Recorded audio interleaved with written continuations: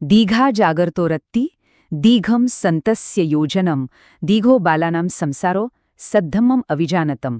याचा अर्थ आहे, जागणाऱ्यासाठी रात्र लांब असते, थकलेल्या प्रवाशासाठी एक योजन अंतरही खूप लांब असतं, आणि अगदी त्याचप्रमाणे जो सत्य धम्माबद्दल अज्ञानी आहे त्या मूर्खासाठी हा संसार, हे जन्ममृत्यूचं न संपणारं चक्र खूप खूप लांब असतं.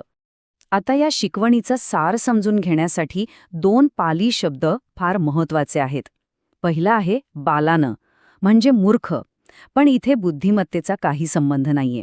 बाल म्हणजे तो जो आध्यात्मिकदृष्ट्या अज्ञानी आहे, जो वास्तवाचं खरं स्वरूप म्हणजे अनित्यता आणि दुःखाचं कारण पाहू शकत नाही. आणि दुसरा शब्द आहे संसारो. याचा शब्दशः अर्थ आहे अंतहीन भटकंती. हे फक्त जन्ममृत्यूचं चक्र नाही, तर आपल्याच मनातील लोभ, द्वेष आणि अज्ञानामुळे निर्माण होणारं दुःखाचा न संपणारं चक्र आहे.